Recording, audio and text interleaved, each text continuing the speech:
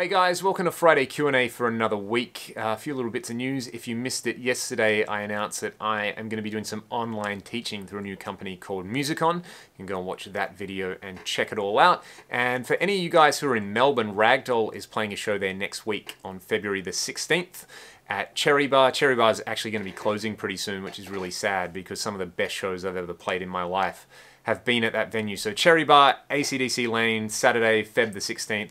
I would love to see some of you guys there. We're playing with Atomic Riot, who are a great Melbourne-based hard rock band. If you like your 80s hard rock, they do it really, really well, and we will be there doing a 45-minute set of all your favorite Ragdoll songs. So I would love to see some of you guys, if you're in Melbourne, make it out and make it one last big Cherry Bar party, and we can all geek out about guitar gear after the show. So yeah, that's news for this week. Let's get into this week's questions. Any plans to tour the States? At the moment, no concrete plans. We always love coming to the States, and the majority of you guys out there who are watching my channel are from the USA, so it would be really awesome to come over just to meet some of you guys. It's all just dependent on when we decide to put our brand new album out.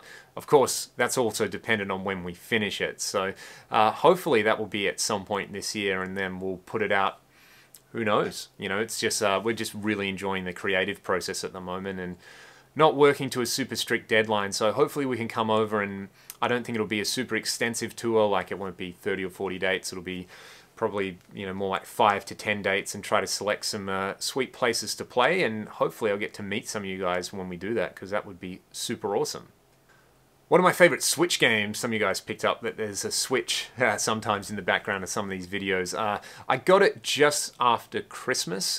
My wife has a PS4 and is big into the gaming stuff, which is pretty awesome, so I always watch her do that. But I was a Nintendo 64 kid growing up, and I loved, obviously, Super Mario 64 and the Zelda games and all that kind of stuff. So I just got a couple of games. I play Mario Kart with a bunch of my mates online, which is always good fun.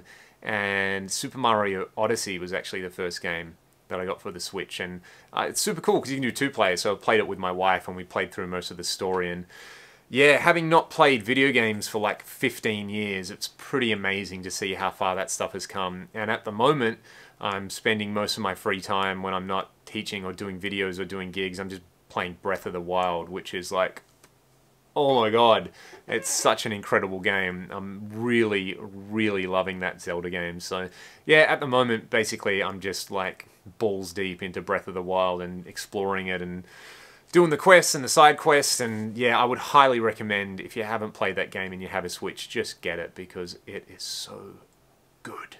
A few of you guys asked what my thoughts are on the Origin series against the new Marshall Studio series. Obviously, I talked about this at length with Ryan in the Best and Worst of NAMM series that we did on our channels, Ryan Plaguescythe Studios, that is. And the Studio series looks like a really good move, in my opinion, from Marshall, but I will hold any judgment until I can actually try one. Hopefully I will get a chance to demo one. I know the kind people at Mega Music who lent me the Origin series. Hopefully they'll get some in stock. Keep in mind that I'm in Australia. Furthermore, I'm in Perth, which is like, you know, it's the Australia of Australia. Australia's always like months behind actually getting stuff, and then Perth is months behind the rest of Australia getting stuff because we're so isolated. So yeah, I can't see a demo being like out anytime in, you know, even the next couple of months. But trust me, it is a highly desirable demo that I want to do, so I will get my hands on one as soon as I can do it. Unless Marshall want to get in touch with me and send me one, in which case I will do it, but that is pretty unlikely at this stage. So hopefully at some point I'll demo the Studio series, and if you want my opinion on the Origin series, go and watch the videos I did on them, because I think I kind of outlined the sort of players that I think the Origin will work for, and also my thoughts on it. So go and watch those videos. Do I play any other instruments besides guitar? I guess the answer is kind of not really. I put up a video the other day playing around with some synth stuff. Like, I know enough of what to do on a keyboard where if I have to write a synth part for a song, or have to program a synth part for a song, I can do it. In no ways a keyboard player, but I can sort of get away with that. Similarly with the drums, I love getting on a drum kit and having a bash, but definitely not a drummer. And bass guitar is maybe the closest thing, but again, I'm a guitar player playing bass, so I actually record a lot of bass, because anytime I do a demo I play bass on it, but yeah, I'm also not a bass player. acoustic guitar doesn't count because that's just a guitar, and yeah. I sing a bunch of the Ragdoll demos, and none of you will ever hear that because it's terrible, and I do the tiniest amount of like backing vocals for our live gigs, but yeah, I'm pretty much just like, I'm not a jack of all trades, master of none. I'm just a jack of guitar, also not a master of guitar. So, but anyway, here's me playing Cam's drum kit. Sorry, Cam. I hope you don't hate me for playing your kit.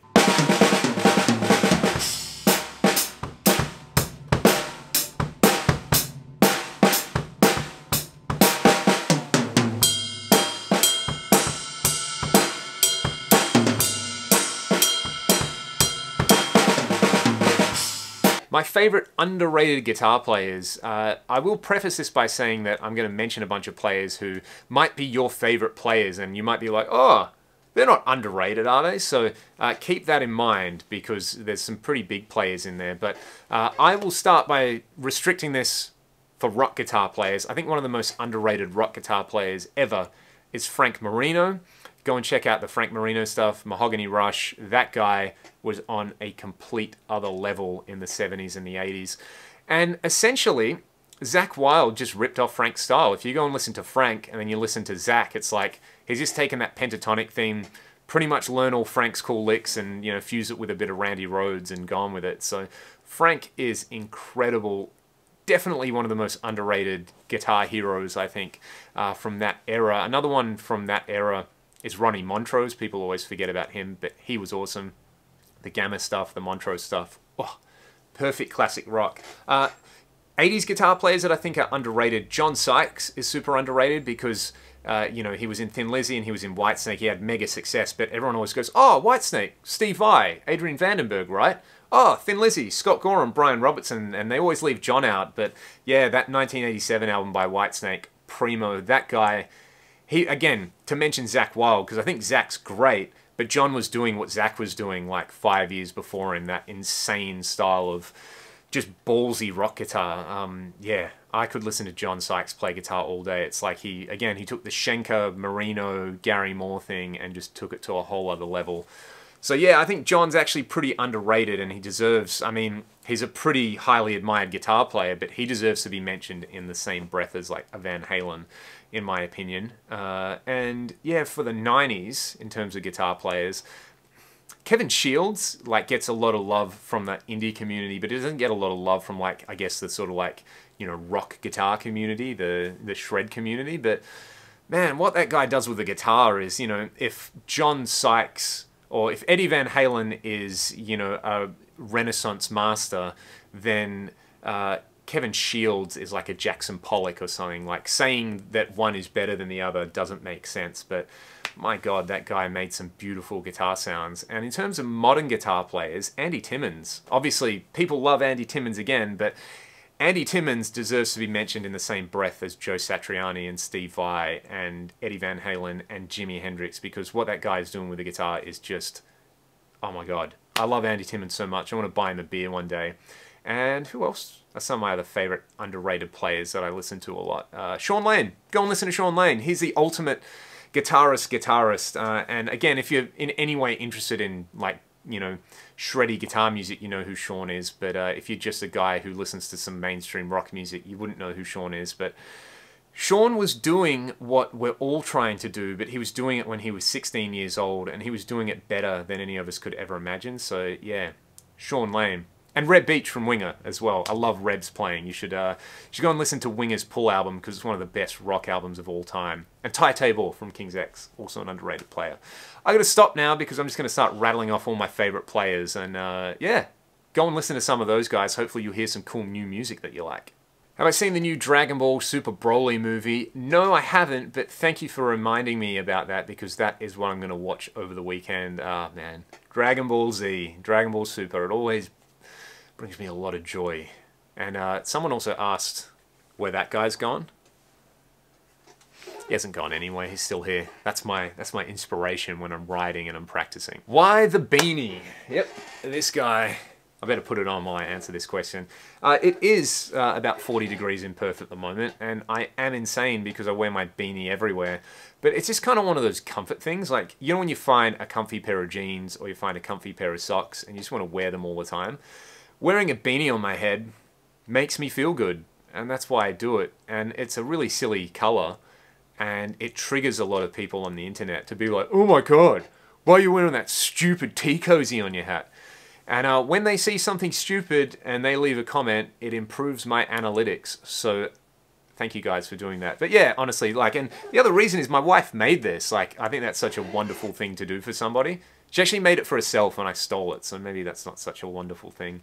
Yeah, and also, you know, my hair is like great for the first couple of days, and then it gets a bit greasy, and I only like to wash it about once a week. So it's in this cycle where the last couple of days of the cycle, it looks a bit greasy, but then it always looks amazing after I wash it, so I normally chuck the beanie on for the last couple of days, so people don't drown in the grease. Okay, to summarize this question, essentially I think what you're asking is, when I get a good bedroom guitar tone, why does it sound really harsh when I turn it up loud?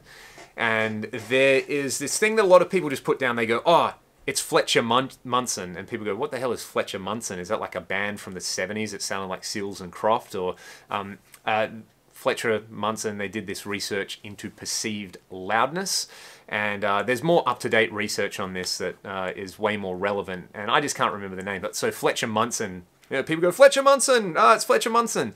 Essentially what it means is that the human ear perceives different frequencies to be louder than one another at different volumes. So when you dial in a guitar tone at a low volume and you go, wow, that's really nice and balanced, the bass, the middle, and the treble, they sound really good. When you turn it up, the way your ear perceives those frequencies at a different volume changes. So you go, oh my god, geez, man, like 4K, it's just, there's way too much 4K in that sound. Oh, this is so bright. It's so boomy in the low end. Oh, it's got no mids. You know, this is the classic bedroom guitarist thing. You plug a metal zone in, you scoop out the mids, and you're like, this is the best tone ever, and you take it to a gig, and it's just harsh and metallic, and it sucks. So my only suggestion is, if you want gig-ready sounds, you need to dial them in at gig volumes, and this normally equates to pulling out more bass and more treble than you would expect on the amp. Another way you can do it is to use a parametric EQ and high and low pass your guitar.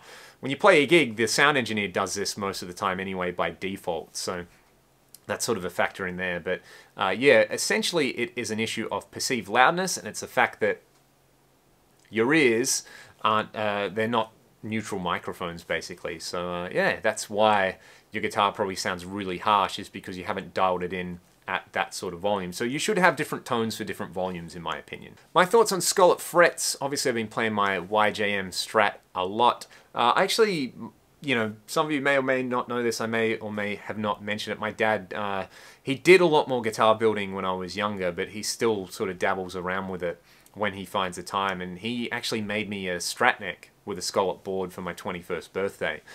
So I've had a little bit of experience with Skullet necks for a while, and that was weird when I got it, because like, oh wow, I'm pressing way too hard.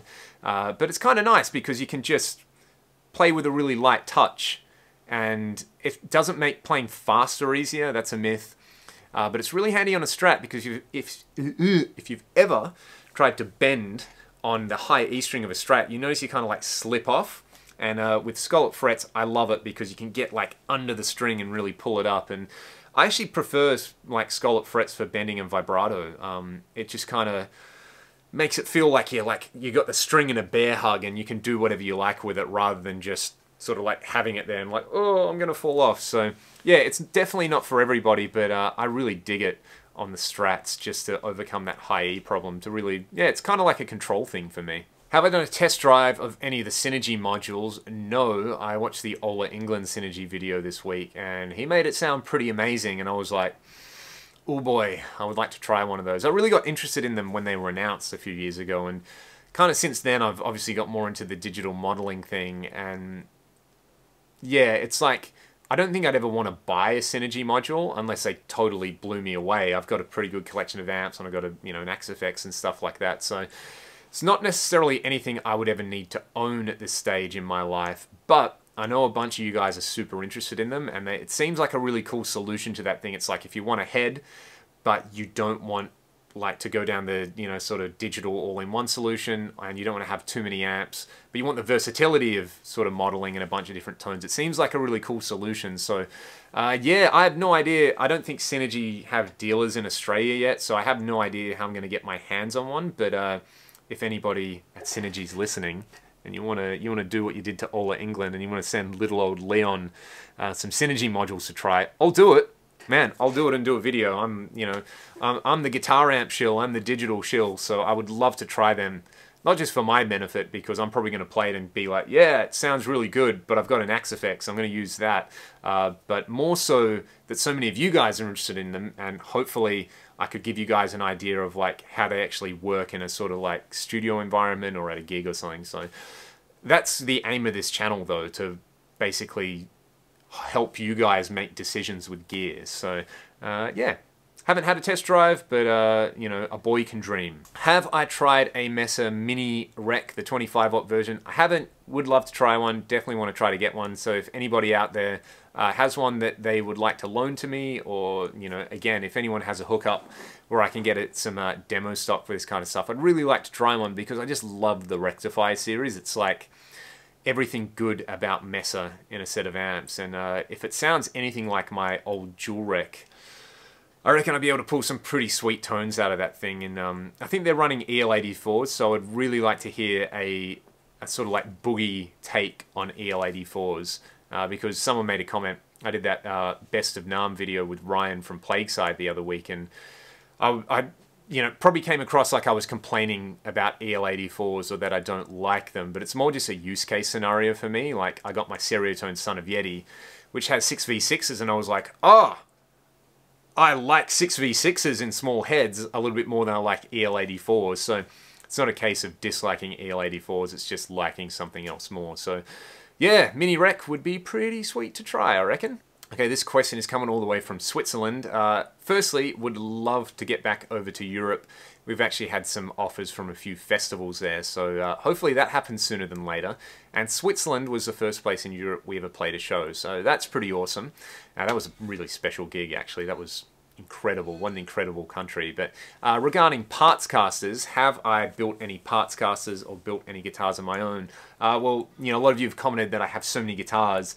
A bunch of them are essentially parts casters, so I'll pull a few off the wall if I can find them. I'll be back in 1 second. So probably the best parts caster I've ever made is this Telly. It's just all Warmouth parts, you know, maple on maple, swamp ash, butterscotch. It's got some Jason Lola pickups in it, and yeah, it's pretty sweet. There's basically no finish on the neck, and this guitar sounds really, really good.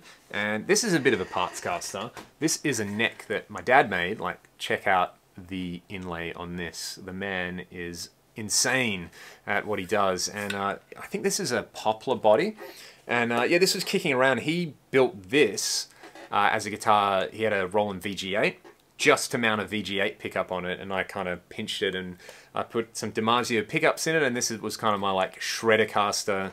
You know, when Steve Vai had that like Charvel green meanie thing, this was like my take on that. So Spurtzels, and yeah, they work really well. I was chatting to Tim from MT Guitars this week. I went and picked up my Hamer from him, which just got refretted, and we were talking about Warmouth guitars actually and other parts casters, and he said the only thing to really watch out for with those is that a lot of them, the thickness of the fingerboard at the nut and the thickness of the fingerboard at down like the pickup end of it are often different. That's what they call like a ski jump, and that can often be a problem when you're putting together a parts caster, because you're trying to level the frets and then you're trying to shim it, and yeah, essentially you just got to be really careful that the fretboard is made right on them, otherwise it makes truss rod adjustments and it makes getting the frets right pretty difficult. So yeah, the whole parts caster thing is pretty cool.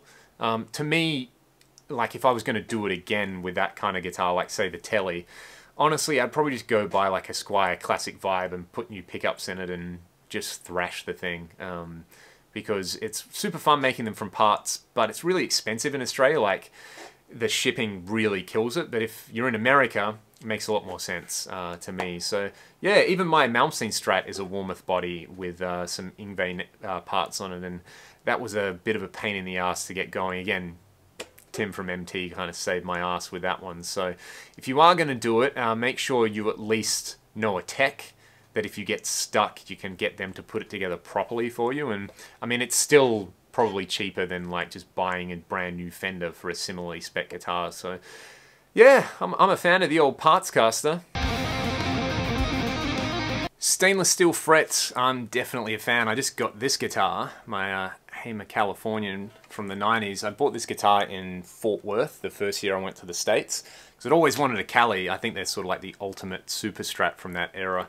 Boomerang inlays, ebony and stuff like that, 27 frets. I just had this refretted with stainless wire, and it's kind of, I mean, the guitar needed a refret, so it feels good because it's got new frets, but it's just so smooth with the stainless steel frets. And in terms of like the tonal properties, I don't know, like honestly, I don't know how much it changes the sound, but it's definitely smoother to play. Like, it feels really nice, and it's just nice knowing that I can play the crap out of this guitar, and I probably won't have to have it refretted as soon as I would need to, because I do have one other guitar with stainless frets, and I've had it for like 5 years, and it basically doesn't even have any marks on it, which is pretty amazing. So stainless steel frets, I'm a fan. Alrighty, this week's lick of the week is a gypsy jazz inspired idea. I'll play it on acoustic guitar for you. The outline is going to be an E major triad across a couple of octaves. So start on fret 7. This is fret 7 here on my guitar with your middle finger.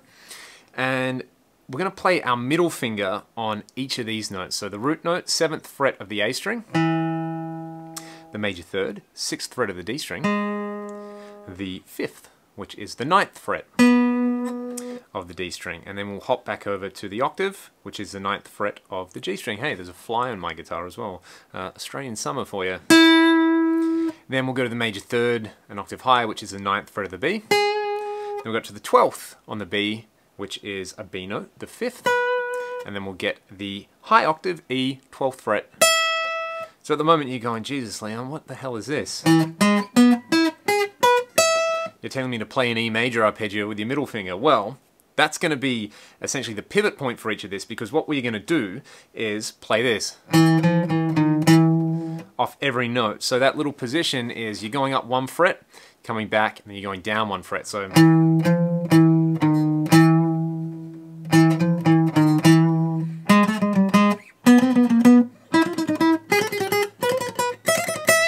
and there's 2 variations of this. You can either play it the way I just played it there, where we're playing 5 notes with a rest after it, so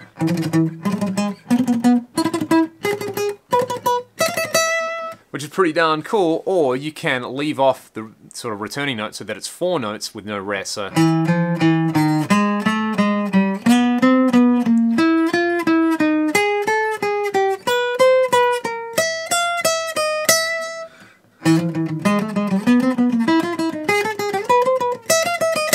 and this obviously works over like E or E7, you know, if you're doing a gypsy jazz thing. So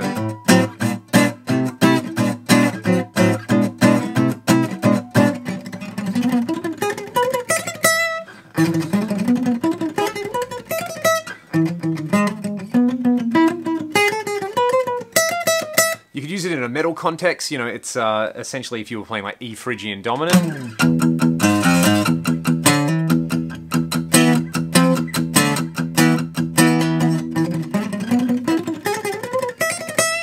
Like a Marty Friedman kind of sound, I guess, in there. So yeah, there's our lick of the week.